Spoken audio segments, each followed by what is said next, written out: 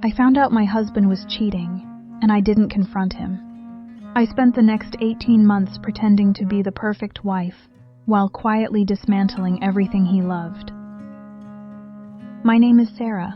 I'm 38 years old now, and if you're a woman over 35 listening to this, you know that quiet rage that builds when the man you built a life with shatters it. This isn't just a story about betrayal. It's about what happens when you decide not to break, but to rebuild and make him pay. I found out my husband was cheating on a Tuesday afternoon in October 2024. His name was Ethan. We'd been married 14 years. 2 kids, a 1-2-year-old daughter, Mia, and a 9-year-old son, Jake. We lived in a nice suburb outside Atlanta, Georgia. 4-bedroom craftsman house, white fence, backyard swing set we built together one summer. Ethan worked in sales for a tech company, always traveling, always closing deals.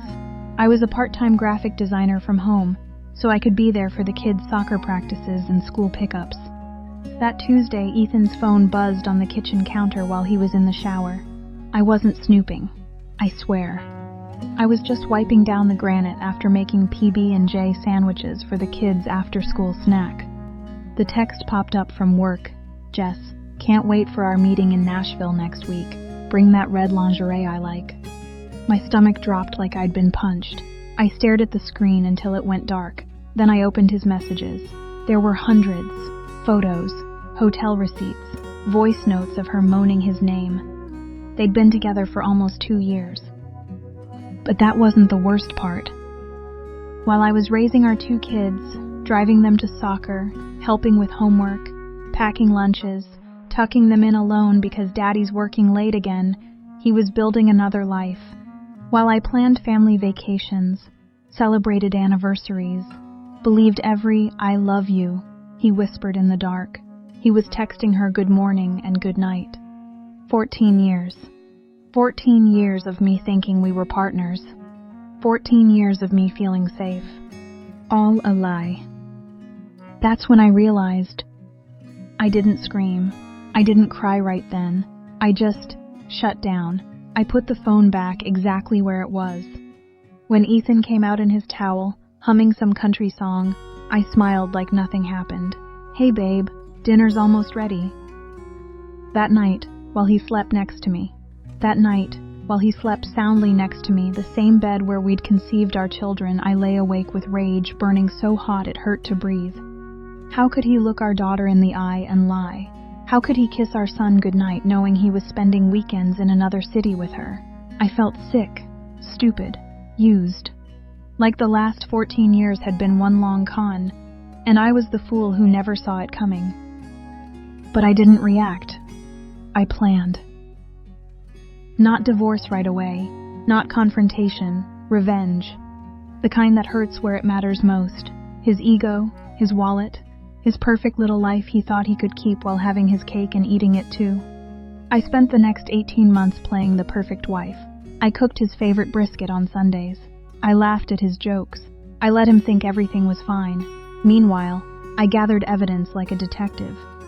Screenshots, bank statements showing hotel charges he hid in business expenses, GPS data from his work phone I accessed through our family plan. I even hired a discreet PI for 3 months, $4,200 total to get photos of them together in Nashville, Charlotte, Birmingham, clear shots, her face, his hands on her. Her name was Jessica, 29, marketing coordinator at his company. Blonde, always posting gym selfies on Instagram. She knew he was married. She posted cryptic quotes like, "Some loves are worth the risk," with heart emojis. I followed her anonymously. And this is where everything changed. I didn't tell a soul. Not my mom, not my best friend, not even my sister. I needed time. I needed control. Step 1, finances. We had a joint account, but Ethan handled most investments. I quietly opened my own high-yield savings in my name only. Every month when his paycheck hit, I transferred small amounts, $500 here, $800 there, into miscellaneous categories he never checked. Over 18 months, I moved $87,000, legally mine as community property, but he'd never see it coming. Step 2. The kids. I started documenting everything. Parent-teacher conferences, doctor visits, soccer games where I was always the one cheering from the sidelines while he worked late. I built a file proving I was the primary caregiver. Georgia is a no-fault state, but custody matters. Step 3. His reputation. Ethan loved his image. HOA board member, coach for Jake's Little League, the guy everyone called Reliable Ethan. I started planting seeds. Casual comments to neighbors. Ethan's been so stressed with work, traveling a lot. To his boss at the company holiday party, he's always on the road. I worry about him burning out. Nothing accusatory, just enough to make people wonder. Then came the big one. Last month, I filed for divorce, but I didn't serve him at home. I had the papers delivered to his office, right in the middle of a team meeting. The process server walked in, called his name loud, handed him the thick envelope. Everyone saw. Jessica was in that meeting. I made sure the PI confirmed it. Inside the papers, full evidence packet, photos, texts, hotel receipts, bank records showing the business expenses he'd claimed. I asked for full custody, child support, alimony, and half of everything, including his 401k and stock options. I also requested the court freeze our joint accounts pending division. But the real knife? I'd already told his parents. Quietly, over coffee at their favorite diner, I showed them the photos. His mom cried. His dad, big tough ex-Marine, looked at Ethan like he was dirt. They cut him off financially. No more helping with the kids' college funds. No more holiday invites. And Jessica? HR at his company got an anonymous tip with the evidence. Company policy, no affairs with coworkers. She got suspended, pending investigation. Ethan got a performance review warning.